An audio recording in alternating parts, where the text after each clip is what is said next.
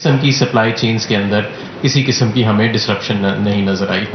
ہم نے اسی دوران کاروباروں کے لیے جو ریلیف دی آلریڈی کر چکے ہیں کہ اسٹیٹ بینک کی ری اسکیڈولنگ پے رول فائنینسنگ تھی.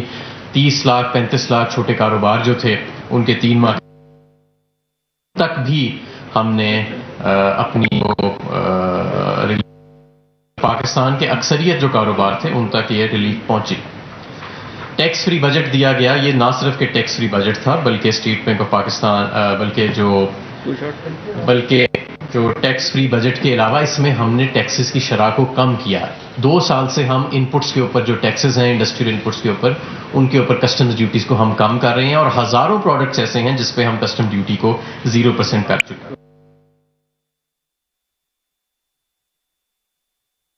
میں سیلز ٹیکس کی اسپیشل رجیمز کو بھی ختم کر کے اسٹینڈرڈ رجیم کیا گیا.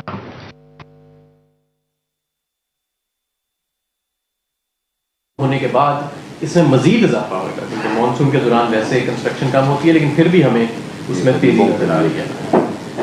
ہم اسی دوران 2 نئی پالیسیز لے کے آئے پچھلے چند ماہ کے اندر. Electric vehicle policy 2 to 3 wheelers اور بسز اینڈ ٹرکس کے لیے اناؤنس ہو چکی ہے اور mobile manufacturing policy.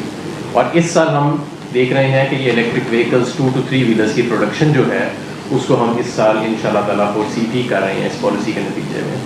Mobile manufacturing policy کے نتیجے میں جو اسمارٹ فون کی لوکل مینوفیکچرنگ ہے اس کی آلریڈی اس کو ہم اس سال انشاءاللہ تعالیٰ فورسی کر رہے ہیں اس پالیسی کے نتیجے میں.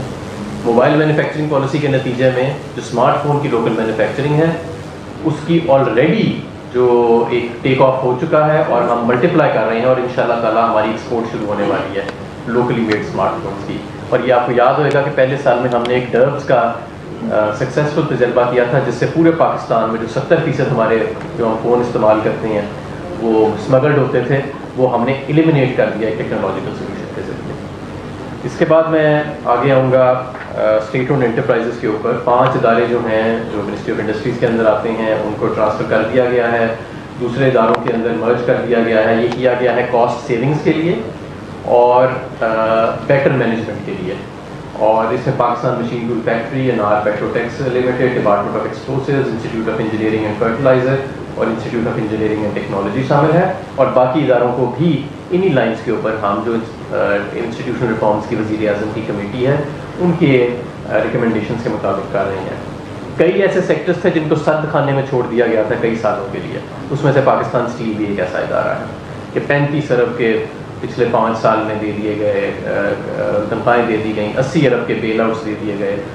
منافع سے نقصان میں چلی گئی پچھلے 10-12 سال میں اور 236 ارب کے قرضوں پہ کھڑی ہے. تو اس کے اوپر جو بڑے فیصلے کرنے والے تھے ان کو حکومت نے آپ نے دیکھا کہ ہیڈ آن لیا ہے اور ہم پرائیویٹائزیشن کمیشن کے ساتھ کام کر رہے ہیں کہ تیزی سے اس کو اب ہم ایک جوائنٹ اسٹیک ہولڈر کو ہم اس کے اندر لے کے آئیں گے. ایک طرف حکومت ہوئے گی اور ساتھ ہمارا ایک جوائنٹ اسٹیک ہولڈر جو ہے وہ انشاءاللہ پرائیویٹ سیکٹر کا ہوئے گا. اور جو بھی اس کے ایڈمنسٹریٹو مسائل ہیں انٹرنل مسائل ہیں اس سے پہلے اس کو ہم حل کر رہے ہیں. فرٹیلائزر سیکٹر کے اندر بھی ہمیں بہت زیادہ تیزی نظر آ رہی ہے.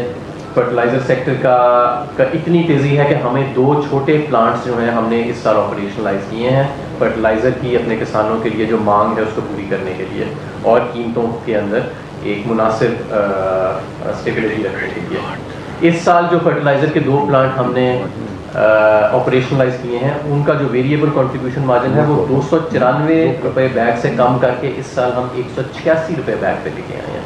یعنی کہ یہ 30 سے 35% کی کمی ہے اور اس سے اربوں روپے کا حکومت پاکستان کو فائدہ ہوا ہے. پاکستان میں پہلی مرتبہ شوگر کارٹل کے اگینسٹ وزیر اعظم نے نوٹس لیا اور ان کارٹلز کے اگینسٹ ہم نے نہ صرف نوٹس لیا ایک شوگر انکوائری کی رپورٹ بنی مرتب ہوئی اور ایک شوگر انکوائری کمیشن سامنے بیٹھا اور اس نے